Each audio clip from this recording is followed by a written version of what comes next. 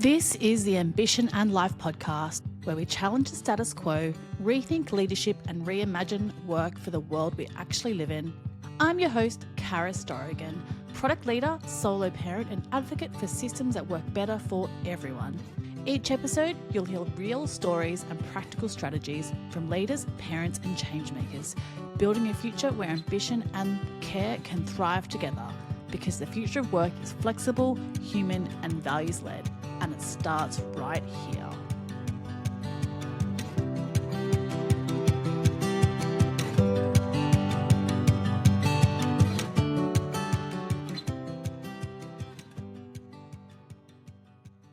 Michael, I'm so thrilled to have you here. Your work really challenges narratives around fatherhood, masculinity, and what it means to raise confident, compassionate kids. For those who may not know your story, you've raised your daughter as a single dad, and you've become an incredible advocate for equality and for broadening society's view of what parenting and leadership can look like. I started this podcast because I believe systems were never designed for holding both care and ambition, especially for solo parents. Your story and the way that you've used it to drive change sits right at the heart of this conversation. To start us off, can you share a little bit about you, about Michael, your why, and what has shaped you? Started off pretty normal childhood, grew up in a normal family. Dad worked his backside off for us. Mum ran the household. They raised 3 kids. The other 2 turned out okay, apparently. And I grew up in a hyper-masculine world of strength athletes and being a bodyguard for every rock star that came through Melbourne in the late 80s and early 90s, everyone from Bon Jovi to Whitney Houston. And suddenly at the age of 50, I became a first-time father, and then just 18 months later became solely responsible for raising that daughter.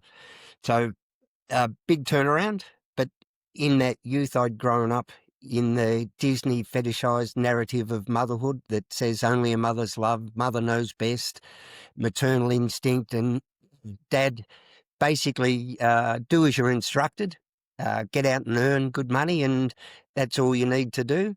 So to say that I was unprepared, I was consciously and conspicuously unprepared for it, and I was in a mad panic because of that constant indoctrination that we see through media, through ads, through the bumbling dad stereotype, through the Homer Simpsons, and the mum as the font of all knowledge.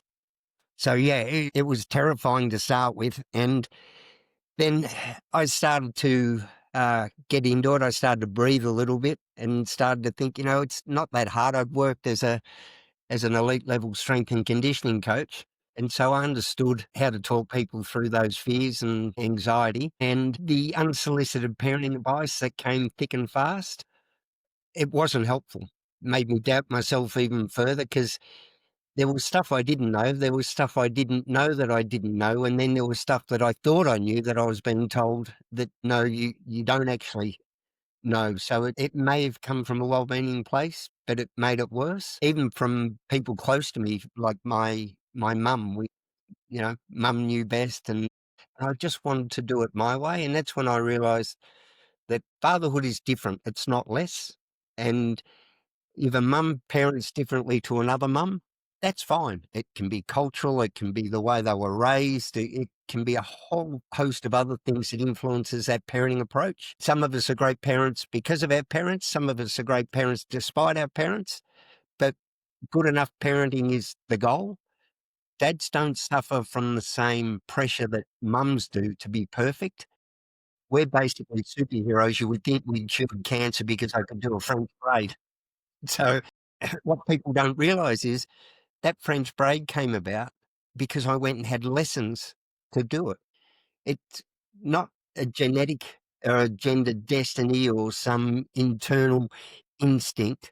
It's just time in role and skills that you need to pick up along the way. When my daughter noticed another girl with a fancy set of braids and she said, "Oh, they look good."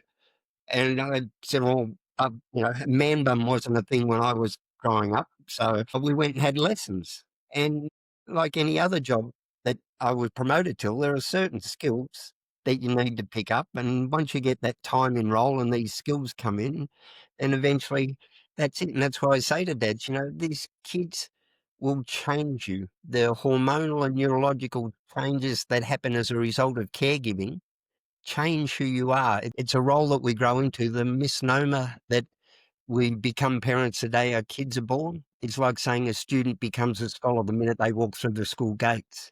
And Mm, the learning curve is ongoing, constantly. I used to be able to rattle the keys to calm the emotions. I tried it the other day. She's so full now, and I nearly got slapped. So, that skill set gone. I had to step up. yeah, Yeah, so and that's where it came from, and I've found it to be the most amazing, fulfilling, joyous. Like the first 50 years of my life career were nothing. There were some highlights at the time, but I would trade all of that for what I have now for the last 13 years as his kid's dad. that definitely deeply resonates with me too. And I love that thought of, well, we're all learning, right? And of course, we don't know what we're doing on day one. And I imagine that's really great framing for men who may be more career orientated around or have fear around they don't know what to do. It's like, actually, you can do your job really well. You've done all of these things. How do you apply that in your home life?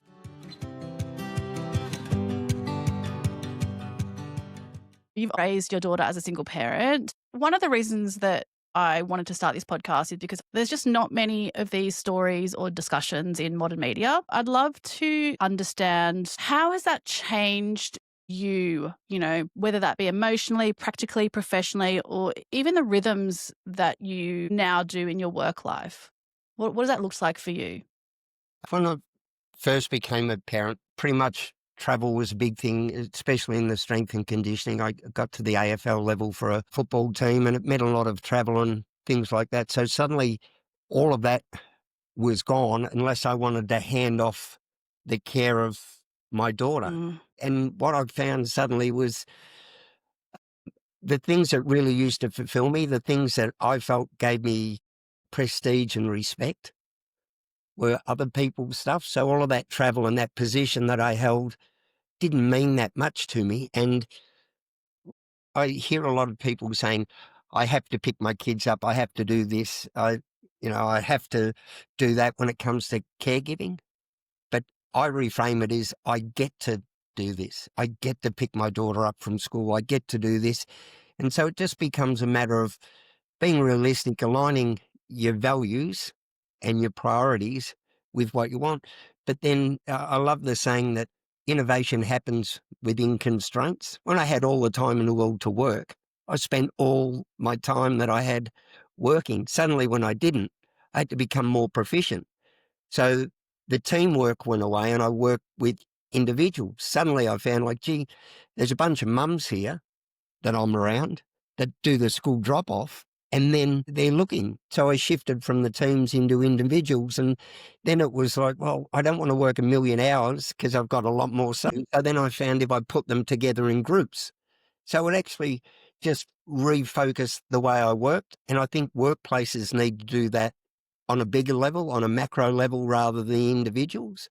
But when I say to dads, if you want to see how you advocate for your kid, for the right and the ability to care for your kid, go to family court and look at the men there begging the judge for the opportunity to do what they had the opportunity to do before things fell apart, and the passion and the effort that they will put into. Now I can be 50% responsible. Now I can share the load. Now I can do the school pickups. Now I can do all this. Wouldn't you rather do that before, not a court to suddenly go, oh, yeah, sure, you can do it now. You weren't doing it before, but suddenly you can do it now. Sorry, guys, your chance to advocate was well before that, and fight and speak with your boss. Don't be the problem guy. Don't be I got to pick the kid up. I got to do this. I got to pick my kid up on this day and this day and this day. So here's what I'm proposing. I'll log on a bit earlier. I come in early on those days, or we need to relook at that as a unit sometimes. So sometimes it can be, I've worked with organisations where they gave them the option of early or late, and it worked in with their wife. So one would do the drop off, one would do the pickup. Solo parent, we don't have that thing, and it gets a little bit trickier for dads because I don't have a phone book full of friends who can be at the school gate if I'm running late or things like that, like a lot of women do, because my group of friends are still stuck in, especially at my age, is still stuck in the full-on work thing. But it's all about building that village. Yeah, I totally agree. I'm currently rebuilding now. My daughter's at primary school. It's so important. And, I think there's some really great tips for how individually you can navigate what that might look like for you. And we know men can be great negotiators. So, how do you lean into that? I think it's a great tip. What about organizations? Because I think, sometimes we as individuals are told, negotiate, negotiate, negotiate. And it can be really tiring. So, what would a piece of advice you'd give to in terms of that macro view you mentioned that you think is really important for organizations to do to change this? I think it's a logical fallacy to think that caregiving and careers can't coexist. For a long time, some of the equality things that we've done have actually caused a lot of the problems. So when we separated caregiving from breadwinning, so that whole, we're going to pay a man a slightly higher wage so he can look after his family because you can't do both, that actually hurt us.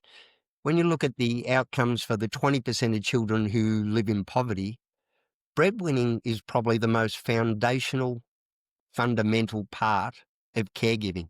And the ridiculous thing as a solo parent is we're both. We're breadwinners and, I hate the term, but primary caregivers. It's on us. But what you're trying to tell me is while I'm out earning the money to buy the bread is somehow separate from when I get home and make the sandwich with the bread. So one or the other. But it's also too why when marriages do separate, that we go, well, we're going to give a bigger portion to her, because the only reason, if it's the bloke was the main breadwinner, the only reason you were able to do that is because you were enabled. So they weren't separate. They were part of the same thing. So the caregiving parent was doing the caregiving so that you could go out and maximize the earnings. So they're not separate. It's not your money you earn and she did the caregiving. It's a partnership. With sole parents, we're both. We're on all the time, but we can't really separate the two, caregiving or breadwinning. And I always say to workplaces, if you think you do all of this stuff around productivity, employee engagement, or you want to see an unproductive, disengaged employee, show me someone who is conflicted between their sick child at home and their work demands. You want to show productivity and workplace benefits?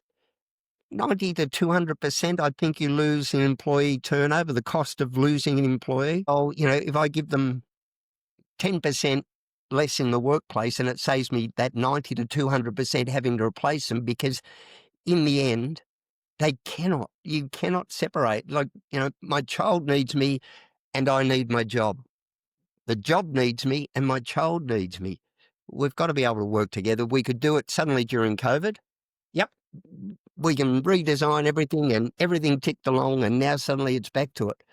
The male as the ideal worker came about because the assumption was that they were free from caregiving responsibilities, and not only free from caregiving responsibilities, but they would actively sacrifice their own well-being and life satisfaction to provide for those children. We've gradually allowed workplaces to dictate family roles and dynamics for two.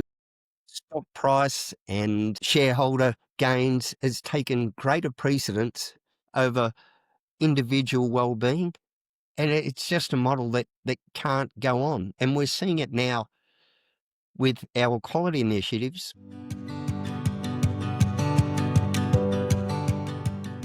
One thing I've noticed is the overwhelming majority of equality initiatives have been about, right, here's the system that was designed around that male as ideal worker. Now women are coming in. So what we're going to do is we're going to make all of these adjustments to the women, for the women. So flexible work, all the rest of it, but we're not going to change the actual workplace and the systems that they're coming into that was never really designed to it. So we're actually helping women into burnout, because it's like, here's all these hard-fought opportunities that we've provided for you, and you can do it while you were doing all the stuff that you were previously doing. And it's like, you're kidding. Caregiving was a difficult enough task and privilege to start with. And suddenly you're going, well, why aren't you advancing up here? We're allowing you to combine caregiving and careers, but they haven't done the same for men. We've built a main freeway into workplaces for women, patting ourselves on the back going, how good are we? And we've built a rickety old staircase behind a hidden door for men back into the home. If you think about the rickety staircase, what would great look like, or what would it look like to start building that plan back into caregiving for men, do you think? Until we respect fatherhood, as I said, is different, not less. Until fatherhood is spoken about in the same glowing terms as motherhood, until we have that, only a mother's love and, all of those sort of things about fatherhood, instead of the media depictions which drive me mad, the Homer Simpsons, the daddy pigs and all the rest of it, we just want it to be normalised. So there's a big difference between uncommon and unusual. At the moment, 1 in 5 single parent households are led by fathers. So it's less common than single mother households, but it's still seen as unusual. When people hear, oh, really? What happened? How come? It's odd is how it's framed. And even when I repartnered, the assumption was that suddenly I'd go straight back into the elite level, and the offers came through and, I still go, oh, can't your new wife do it? It's like, no, I actually enjoy what I'm doing. It's a privilege. Until fatherhood carries the same cultural capital, until men are admired for more their position, their power and their possessions, instead of like, not really manly. I'm a big bloke, ex-bodyguard. Like, if you want to look at the surface level, you go, like, typical bloke. But, nothing fills me with more joy than the emotional side of parenting, that connection, the cuddles, all of those other things. I don't know why that isn't masculine. Like, the most manly, masculine, virile thing you can do is go out and sire children. But if you want to stay at home and nurture them, be a stay-at-home dad and be fully involved, engaged and present in their lives, he's got a lovely feminine side. Really? Yeah, that's super interesting. And it's a big shift, right? And I think some of the conversations around, men losing their way, or younger men and mental health, it's about what is masculinity of the future, what is the new identity? And I love that actually being caregiving, cuddling, that joyous moments with your kids, that's actually masculinity, it's not femininity. And there's a flip side of it too, because the other thing when you say, right, provider, protector, disciplinarian, who are we talking about? Dad. So telling me that single mums, their kids aren't provided, protected or disciplined? It's like, it's just madness. It's just silly. But I am a provider. I provide my daughter with safe space, with nurturing, with advice and unconditional love. Do I protect her? I try and protect her self-esteem by not letting other things in. I would fight a bear for her, as long as, the bear wasn't too big. But discipline actually means to teach. So to discipline Yes. someone is to teach them. So it's not punishment. So, it's just these stereotypes. And the problem with stereotypes that makes them so pervasive, it's not that they're not true. Like, if you looked at me, I'm a walking stereotype. A 63-year-old bloke who's worried about going bald, that sometimes wears a hat that, figures no one will notice. uh, the problem with stereotypes is that they're incomplete and insufficient. They make that one story the only story. So which story do we want to tell about me? The dedicated, devoted father who cries at the drop of a hat whenever his daughter, like my daughter teases me about how much I cry. And I'm okay with that. But when I was younger, I spent the first 50 years of my life not crying. And it's like, I'm going to cry my eyes out, and good luck to you trying to make me feel bad about it. It's really interesting, because how did you build the confidence to be like, I'm going to own this? This is a bit stereotypical, but it's okay for me to cry. I'm going to be this nurturer. You're going to own this narrative. It's quite a shift for you in terms of, the masculine identity. So that happened for you. I had no idea this stuff existed, because we blokes, and we talk surface level stuff, but I find with guys are desperate to belong just as much as girls. Yep. So you've got a whole bunch of blokes in a room with a whole bunch of blokes all worried about what they think and who they are. I've had some amazing rooms with discussions, especially around mental health, and I worked in men's behaviour change court ordered one, so some pretty frightening situations have brought some of these men into the groups. And the one key to unlocking these blokes is fatherhood. You could have the bunch of what society would deem the worst people, and the one thing that would open that room up for me would be who here thinks they're a good father, who here wants to be a good father. A lot of people say, I don't care about money, I don't care about, but I've yet to find somebody that didn't think that being a good father, a man, that being a good father wasn't important to them. But then we need to clarify what a good father is. It's not just about what you earn. You know, if you look, don't start thinking about self-harm. You're more than that job, that position. That's what society tells you that you do. It's that presence. It's that involvement. It's that example you give to your kids. I'm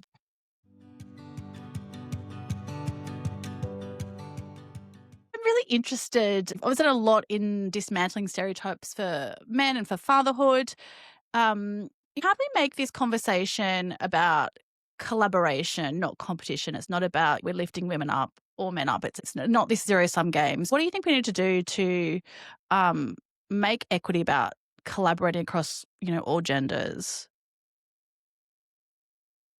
Perspective's a wonderful thing. It's not what you're looking at, but where you're looking from.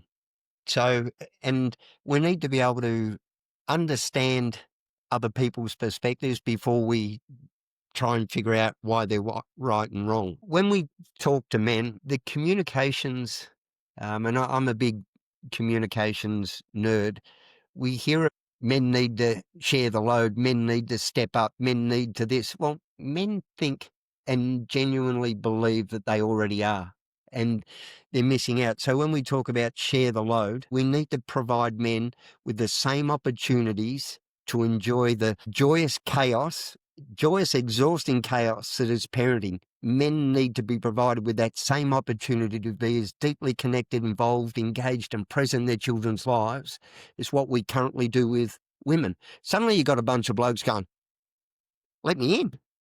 If I do talks and I mention privilege, switched off, lost them straight away. But if it's about a system that gives you advantages, 100%, they're on board.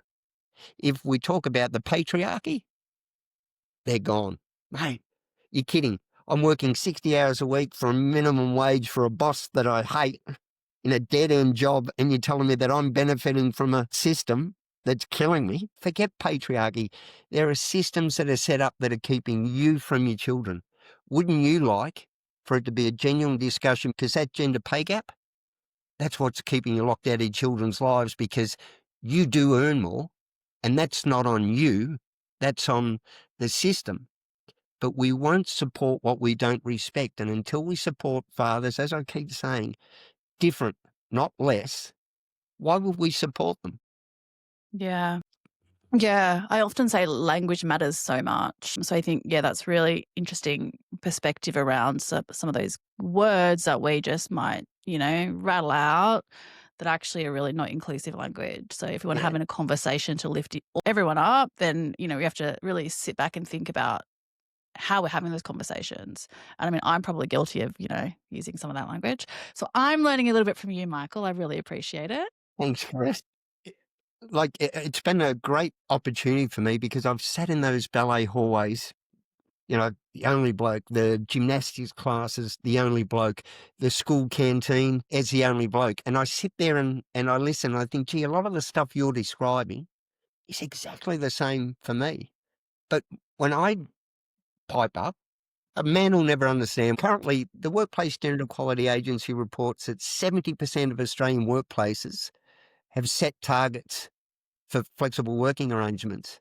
Less than 2% have set targets for men's engagement. How many places have set targets for women's involvement in leadership? And that's why I say We're worried about fixing the outcome, where if we just went back to the beginning and tied our boys to fatherhood as we do our girls to motherhood, if we set the expectation, you know what? It's not the title, it's what the title allows. And if you can have that title and be involved in your kids' lives, because I'm telling you now, to any guy that listens to this, they will slide someone into your desk the minute you drop dead. Your kids don't have that opportunity, you know. And I was lucky, Kareem. I had the gift of clarity um, come upon me through crisis, where I had a diagnosis that suddenly my future wasn't guaranteed, and the thought of my daughter growing up without me, and that's what he said, can happen to anyone. Yeah.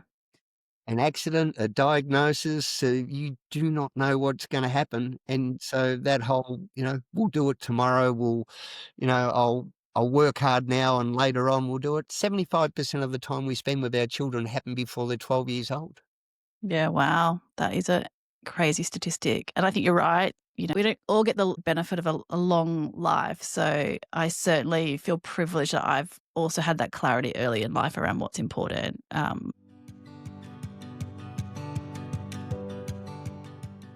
We just need to change that messaging of, men aren't winning here. We call them privileged when they're missing out on the best about the gender pay gap. The motherhood penalty only exists because we've built a system where fatherhood is painted as optional, but not necessary. But we haven't. What does that tell you? It's like, I feel like screaming sometimes.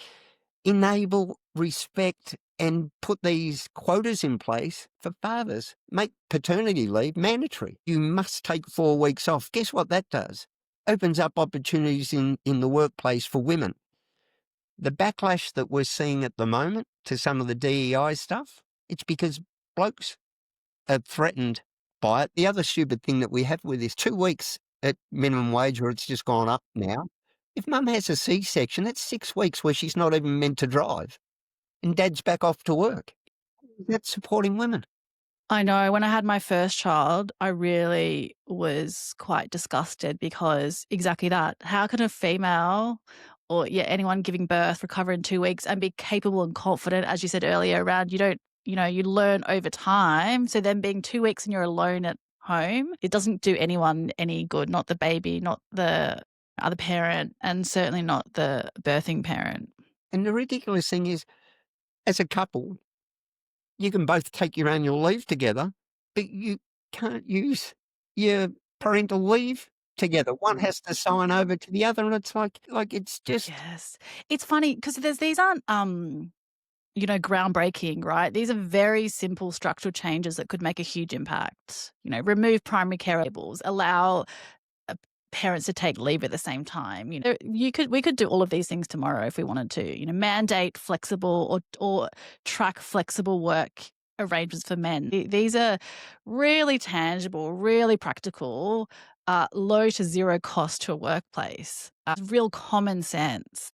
this stuff has such a flow-on effect. If we genuinely want more caring, emotionally and empathetically intelligent men, then we must provide them with more opportunities to care. It literally rewires the brain. Testosterone drops. That's why the dad bod happens, and all of these things.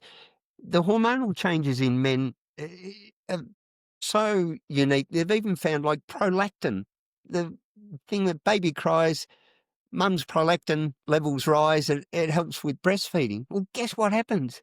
Dads get prolactin too, but guess what it does in men? It's sensed in the same part of the brain where adrenaline goes. So dad hears it as a threat. So baby cries, geez, it's a saber-toothed tiger going to get it. They go to the baby, but then they go, take it to mum. Mum breastfeeds. Guess what breastfeeding does for dad? Oxytocin. Watching a mum breastfeed, dad gets flooded with oxytocin. Social bonding. The same with women. When women see men caregiving, again, oxytocin from dad. Dad's oxytocin. Mum's comes up from closeness and emotional intimacy with their child. Dad's oxytocin comes from play. So that's why dads tend to play, and that's their reward. It's like, gee, I don't know why, but this is a lot of fun. It's because your body's been flooded with this and these feel-good chemicals. So all of this stuff happens. Men's testosterone drops down, so we're less likely to go out and seek other partners, but it's in response to caregiving. So the more stimulus we provide, the bigger the response is. So we could have more men in the community that are caring, less aggressive, that are involved with their kids.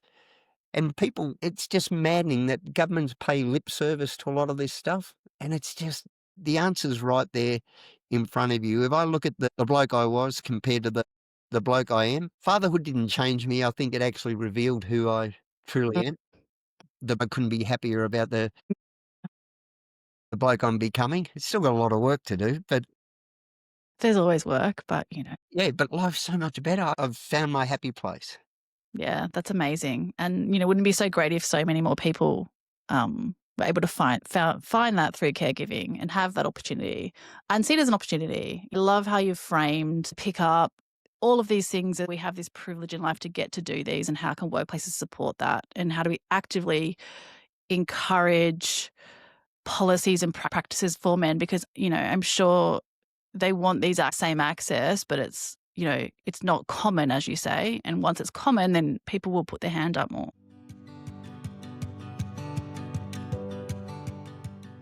Advertising and marketing has got such a huge impact because advertising is aspirational. Suddenly I'm aware that I've got all 7 of the visible signs of aging. Until advertising told me, I had no idea. Advertising either has dads as the hero or the half-wit.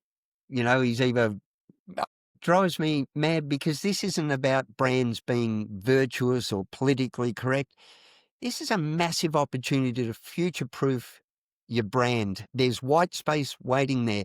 There was one campaign, the Men Plus Care from Dove. The numbers were off the chart. When you look at what would advertising look like, look at David Beckham's brand. Look at The Rock's brand. You can't tell me that those two aren't quintessentially masculine, but gee, they got it devoted fatherhood. No one seems to have claimed that space. My brain's around a really good movie or TV show or advertising campaign that really does.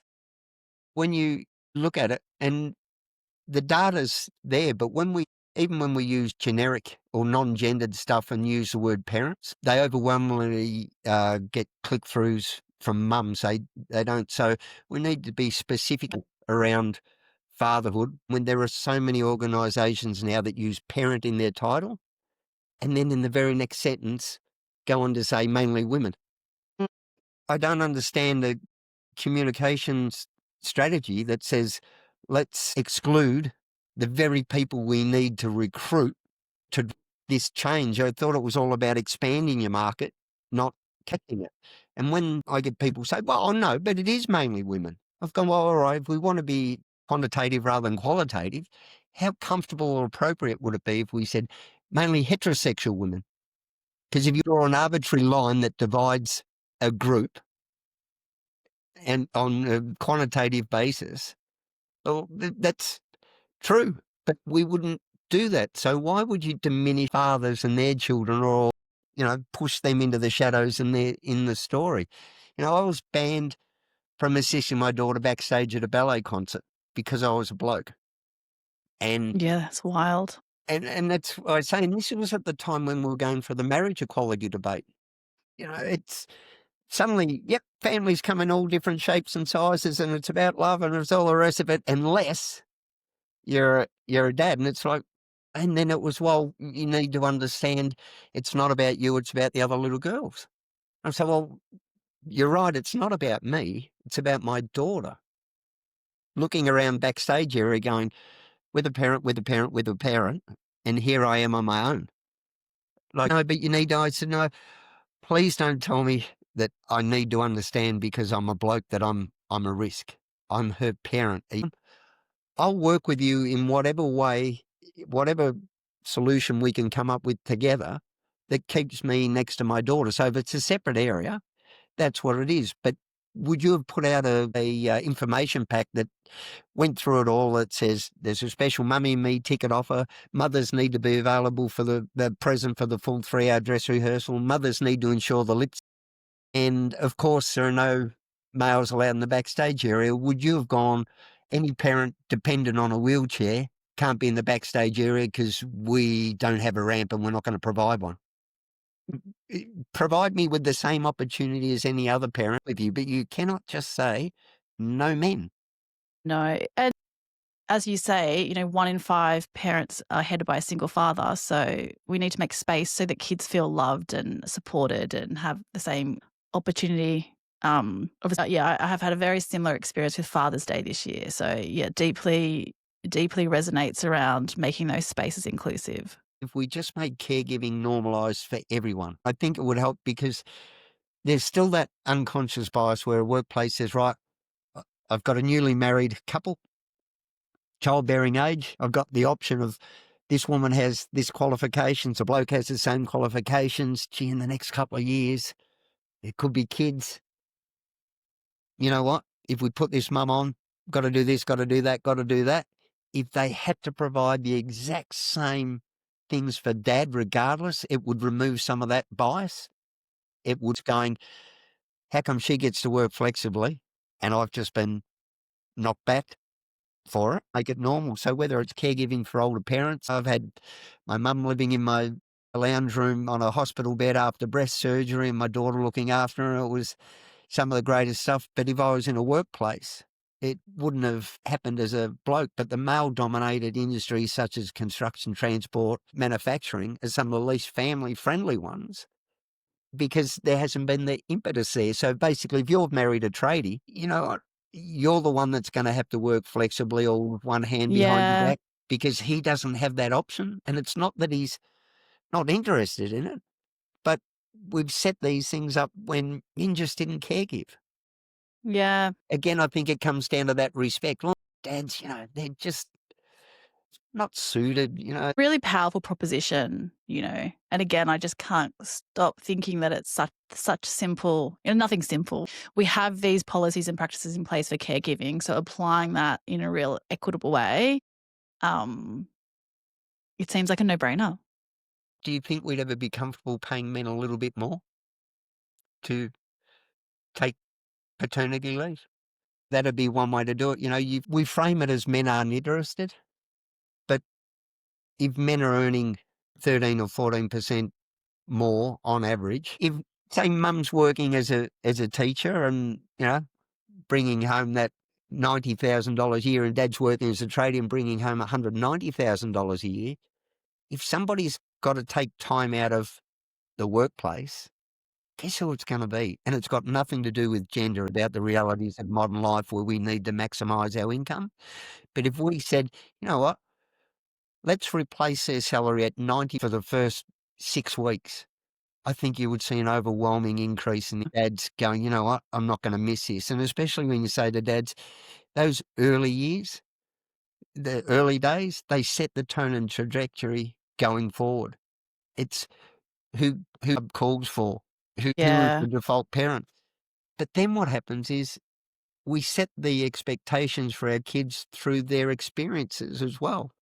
So, when we keep talking about, Jacinda Ardern is a great role model for girls, I call bullshit. She's a great role model for everyone. Have the following paragraph, and you'll struggle to accept what you don't expect. So we don't men to be great caregivers. Well, I'm not looking for that in a bloke. He's got to be a good earner, got to be all the rest of it. And we definitely want men to share the tasks, but we don't trust them with sharing the care. You've certainly shared some really interesting perspectives and you're doing some great work. I've learned a lot from this conversation, so I really appreciate it, because I do truly believe that the work you're doing is so important for equity and equality for women and men. And being such a strong voice for solo parents as well, I think is just, personally for me, is amazing to see in a public profile. So if people want to follow your work, chat to you more about, how can they get connected? LinkedIn's usually I'm pretty prolific on that, but I also have my website, michaelray.com.au. A lot of public speaking and panels and things like that as well. Also got a book. It's amazing. I think there's not enough solo parent voices, voices from men really wanting to reshape and rethink really positive identity for men. So thank you for all the work you do, and thank you for this conversation. It's been really enlightening. No worries. Thanks so much for the opportunity. You're so welcome.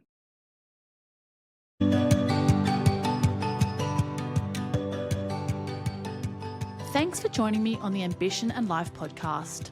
If today's conversation resonated, please follow, rate, or share it with someone charting their own path. If there's a conversation we need to have or a voice we need to hear, get in touch. Because none of us should have to choose between ambition and life. And when we share stories, we shape systems. Until next time, stay courageous, stay intentional, and keep designing a life that honours your ambition and your humanity.